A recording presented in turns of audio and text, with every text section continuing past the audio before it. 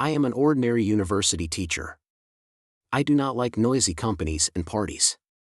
I have ample time to spend with my wife, watching movies with her or just chatting. Then we had an amazing son, and I was completely immersed in family life. But I never doubted one day would change my life, dividing it into before and after. I am Ryan Yang, a 34-year-old man serving as a university teacher, and thoroughly enjoying my position. I have a 32-year-old wife, Doris. We have been together for 8 years, during which time we welcomed an amazing son, named Keith, who is just 4 years old. If asked whether I am happy, I would confidently say yes. Everything in my life is going well. By the way, Doris is also a university teacher. This is our common career. We met while studying at university. I had no idea I would marry this girl. We were just working together on a project, spending a lot of time studying and discussing science. We could stay at each other's homes, retreating to our rooms. I believe, when a man and a woman have such close contact, a connection is inevitable. It has the potential. At first we exchanged glances, but things went further and further, until Doris found herself in front of me at my desk. Our first time happened in my room, with my parents on the other side of the wall. We tried to keep quiet, to avoid being heard. Although Doris does not like sports, she has a beautiful figure and a gentle youthful body. We realized our mutual attraction. As our meetings became daily, we had a strong passion, guiding us to decide to become a couple. Later, I proposed to Doris. Doris's parents were very supportive. Her father, Mr. Wilkins, is a petroleum engineer. They were affluent enough to give us a house. Doris and I settled down there successfully. I do not know what we would have done without them. Because to be honest, with my teacher's salary, it would take me 10 years, or even longer, to save enough to buy such a house. So it was a good foundation for starting family life. We often visited Doris's parents. I enjoyed spending time with them, feeling like a real family. Doris is not the only child. When Doris was still young, her mother decided to leave Mr. Wilkins, leaving him with young Doris. After that, Doris lived with her father. It was a tough period in their lives. Her father drank a lot. Doris had to take care of the housework in addition to studying. It was quite difficult. Over time, everything got better, when a woman named Beverly came into Mr. Wilkins's life. She fled from her ex-husband, who often physically abused her. Not only her, but also their son Albert. He is 4 years younger than Doris. As a result, Mr. Wilkins married Beverly, and Doris got a stepbrother. They have a close-knit family. But there's always a problem that has been bothering me. Doris's brother Albert. I can't say I have a negative feeling towards him. On the contrary, I am neutral. However, Doris always hopes that I get along well with him, to be on good terms with Albert. I don't know what the problem is. Can't you see how he looks at me with contempt? He looks at you fine. You are starting to make problems in your mind again, worrying about trivial matters. I don't know why, but I have some dislike for Doris's brother. Nevertheless, what matters most to me is that I have a good relationship with Mr. Wilkins. I don't care much about Albert. I understand that Doris wants us all to get along, but I am not clear. This guy annoys me. I have never directly told Doris, but I often notice how Albert looks at her, how he interacts with her. It seems like he wants her. So I try to keep Doris away from him. Maybe I am crazy to think this way, but anything is possible in life. So this situation bothers me. Doris and I also had a big argument when I came home from work and saw Albert in our house, sitting in the kitchen, having a friendly conversation with Doris. I understand that he is her brother, but first, he is not her biological brother. Secondly, he is always a stranger to me. What should you do when a stranger is in your territory? Kick him out. So I cleverly, without aggression, took Albert out of my house and tried to explain my position to Doris. But she refused to listen. Honestly, when Doris interacts with her brother, I always feel annoyed. I am not a tyrant, and I don't want to restrict Doris from doing anything. But her brother is 28 years old and has not started a family. Still living in his parents' house. And always doing odd jobs. I don't like his lifestyle. Maybe if he achieved some status, I would be friends with him. But for now, he is a parasite interfering in our private life. When Doris and I planned to go shopping in the city, because we received our salaries, we decided to leave Keith with her parents. You know what happened. When we came to pick up Keith, Albert came along too. He was with us all day, holding back a lot, enduring for his wife, always making concessions. So when I saw Albert's name on the guest list for my birthday, I exploded inside. I was supposed to celebrate my birthday a week later. 35 years old, a milestone, an integer. We planned to rent a house for a party. Invite all our friends to sit together and celebrate. I didn't like such parties before. But Doris insisted strongly. Especially because she wanted to have fun. We planned to invite at least 20 people, including ourselves. These are the people we were in college with. We actively keep in touch. However, when I saw Albert on the list, Doris and I had a real showdown. Doris tried to persuade me. Albert is also a close member of our family. If we don't invite him, he will be deeply hurt. She told me Albert would behave. He is her brother. Helped her through a difficult childhood. I should at least accept him for her. It was hard for me to agree. But in the end she managed to persuade me. Because I didn't want to argue with her. 2 weeks after my birthday, we were supposed to fly to the island. To have a real vacation. This trip was very important to me. Because we have been saving money for this for over 3 years. So I didn't want to ruin the mood between the two of us. The day before my birthday, Doris and I went to see the rented house. It was just great. A large outdoor swimming pool, barbecue. A spacious and comfortable hall with darts, a pool table. A great sound system, everything for a good time. Looking at the house again, I realized I really wanted to relax. Considering I don't do this as often as I'd like. After checking out the house, we went to a restaurant, drank some wine, and talked about our future. I was happy with Doris. For me, she is a real goddess. I am willing to win all the honors for her. Back home, we were completely alone. Because Keith went to his grandparents' house for a few days. So, Doris and I had an unforgettable night. We first took a bath together. Then lay on the bed wrapped in a towel. My cool body touched Doris's warm body. Looking absolutely stunning. I am sure. All the college students are drooling over her.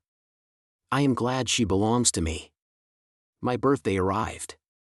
I was woken up by my son Keith. He jumped around the bedside, shouting, "Happy birthday, Dad." My heart melted. When I walked into the hallway, my parents, Doris's parents, Doris and Albert greeted me. I didn't mind Albert being here at all. Everyone wished me well. And we headed to the dining table. The plan was to spend the first half of the morning with our parents. And have a party at our house in the evening. The day started great. We spent it with our closest ones. Around 2 in the afternoon, Doris and I were alone in the house getting ready to leave. I playfully interrupted Doris's preparations. I was in a good mood. When I saw the underwear she was wearing today, I couldn't resist. We ended up making love. Something inside me was awakened. I felt very excited. At that moment I felt I could conquer anything. It reminded me of the feeling from childhood holidays. I was happy to experience that feeling again. As we were preparing to leave, Doris and I had to pick up a few people, Justin and Jane, who would help us prepare the house, and Albert, for whom we had to wait about 20 minutes. At that moment, I wanted to start expressing impatience, but soon calmed down, choosing not to spoil my own mood and the mood of those around me. Upon arrival at the destination, we began the routine preparations. Doris's friends also came to help with cooking. Their task was to prepare delicious cocktails and some snacks, as we planned to buy the main food. In the meantime, I and the guys handled all the technical aspects, moving the sofa, setting up the sound system, in general, dealing with the men's work. In fact, within 2 hours, everything was ready for the celebration. By this time, the main crowd had arrived. Unfortunately, a few people couldn't make it, so there were a total of 18 people, including Doris and me. But this did not bother me at all, so we continued to have fun. Everyone was a bit drunk. We started with group games, which is our specialty. The evening went quite smoothly. Everyone laughed and enjoyed themselves. I deliberately did not drink too much to stay sober. I know my limits. I do not want to consume too much alcohol. Unlike Doris, who was already very drunk. The real entertainment began when one person wanted to jump into the swimming pool. Then another one. Soon half of the people were in the pool. I did not want to swim, so I watched everything with my friend Justin from the side. Doris was also in the pool. She deliberately wore her best, most revealing swimsuit, looking stunning. I hoped the water would sober her up a bit. Albert jumped into the pool later, causing a real mess. He splashed with everyone. It seemed that everyone was very happy. I was also invited, but I refused because I did not want to. I noticed that Albert was very close to Doris. It seemed they were having some conversation. But a few minutes later, Doris decided to leave the pool and came to me. She began to plead with me to join everyone in the pool, but I said I would go swimming when the pool was half empty.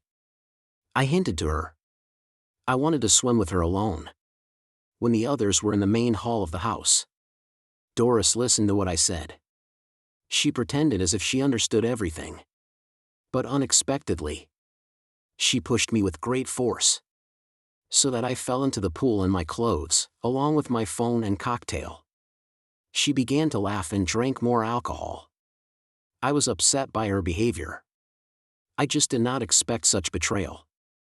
But then Doris jumped towards me directly, and we began to kiss. I felt uncomfortable, because most people were seriously drunk. What I wanted was a refined evening, not this kind of debauchery. I left the pool. I was annoyed by what was happening. I wanted an elegant party, but it turned into complete debauchery. I walked into the house and went to the room on the second floor to change clothes. I heard someone having sex in the next room, but I did not disturb them, but went into another room. There were 4 people on the second floor in total. I began to change clothes, doing it as slowly as possible, hoping Doris would come to me.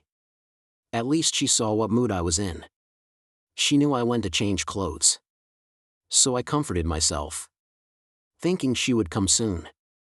But time passed second by second, with no sign of Doris.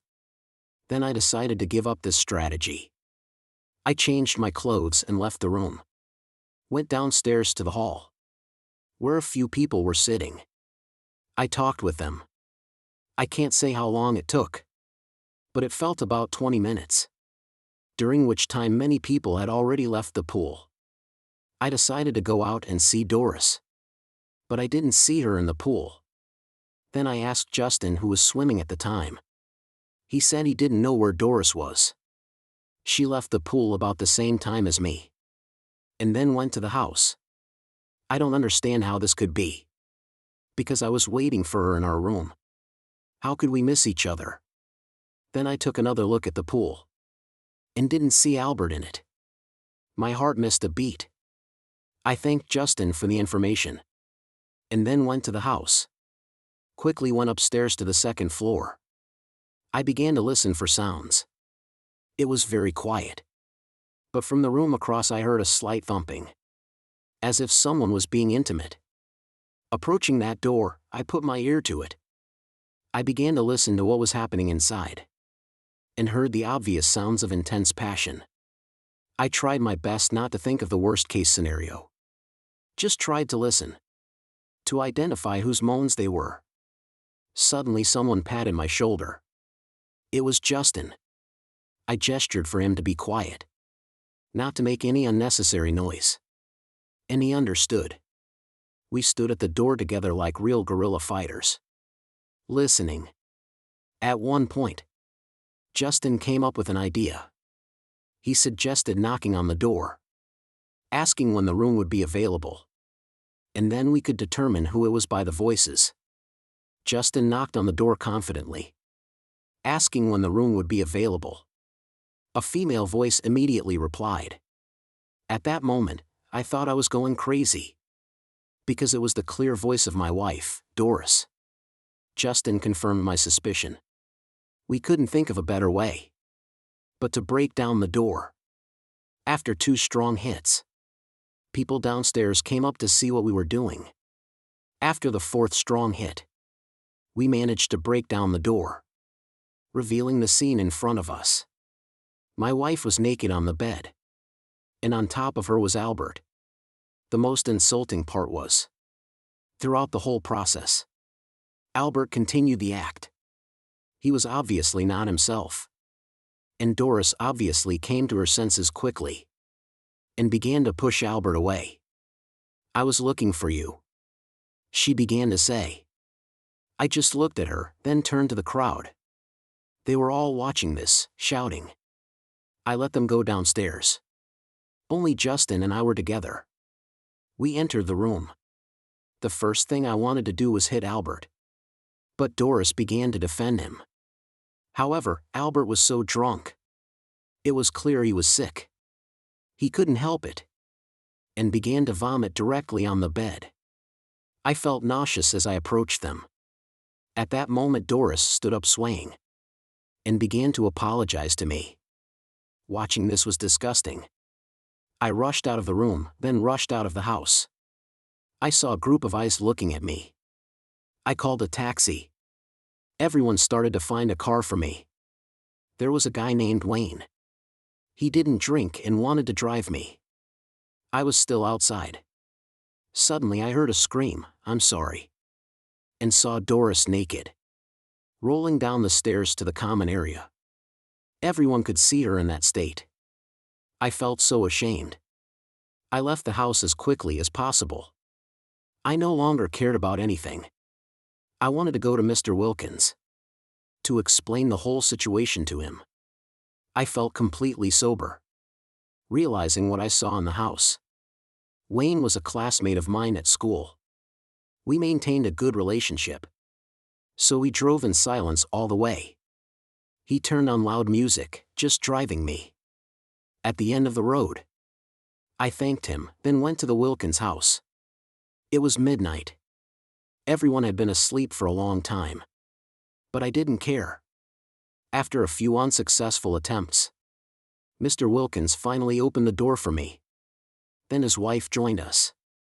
Justin sent me a text message. He said Doris finally fell asleep in the bathroom. She felt nauseous. I was not surprised, and began to tell Doris's parents the whole story. Mr. Wilkins already had white hair, but after my story, it felt even whiter. Mr. and Mrs. Wilkins sat there, unable to believe. They did not understand how this could happen. They shared that when Doris and Albert were teenagers, they hid to sleep together at night.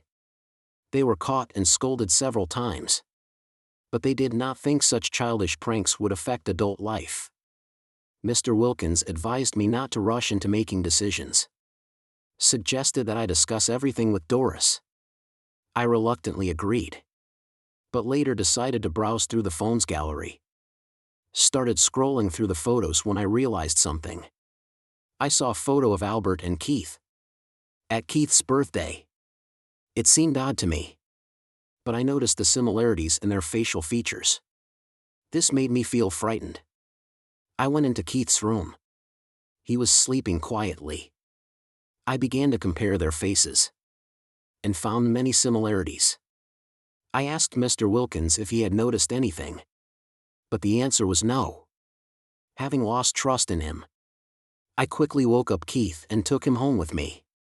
I couldn't believe that in one day my life could change so dramatically. I stayed up all night, waiting for the clinic to open. As a precaution, I decided to hide the money that Doris and I had saved for our joint trip. I did a DNA test. The results would take 3 days. During that time, I took measures to fully protect myself, such as freezing bank accounts, changing the locks at home, and so on. The next day, I received more than 15 videos. Starting from the moment I broke down the door, to the scene Dora played out the next day. Dora slept in the bathroom all night. Then she started a tantrum, trashing the whole house. I found it amusing, because according to the documents, she rented this house. It was her idea, meaning she would have to pay for the broken door and the mess. But then her parents came and took her and Albert home. I don't know what happened there, but during those days, neither Keith nor I were disturbed. Friends called to support me. Rumors of Doris's infidelity had already spread in the university, but what consequences she would face were still unknown. Meanwhile, I received the paternity DNA test results. The results were negative. I looked at Keith. It was hard to accept that he was not my son. I couldn't believe it. This was a very delicate fact for me. I filed for divorce, hoping that Keith would be with me, and Albert would not claim him. A month later, the court ruled that Keith would be with his biological parents, because he was still young. At his age, he wouldn't understand much. I was saddened by this news. But then I found out that Mr. Wilkins deliberately let Albert take the child away. I thought it was a sad move. Neither Mr. Wilkins nor Doris said a word to me. They avoided communication. Even though I was the victim in this situation, Doris lost her job. She was fired, because everyone in the university knew about this and talked about it at home. Her reputation was tarnished. She should be held accountable for it. In the end, I had to move to another house. Now I live alone. I managed to keep most of the money, leaving Doris with nothing. She only got a part of the proceeds, not all of it. What I know now is, Doris and Albert live with their parents, raising their child. No matter how terrible it sounds, none of them have contacted me. They obviously hold a grudge against me, but I don't care. The most important thing is, no one has walked away from me. Everyone supports and sympathizes with me. Later, I found out that Doris and Albert had been in contact for a long time, having regular intimate relations, thinking it was normal. I was shocked. Even after 15 years, I still regret marrying this woman and spending 8 years with her. Thank you to everyone for taking the time to listen to today's story. If you like it, please consider liking and subscribing. If you haven't already, feel free to share your thoughts on the events in the comments below. Take care.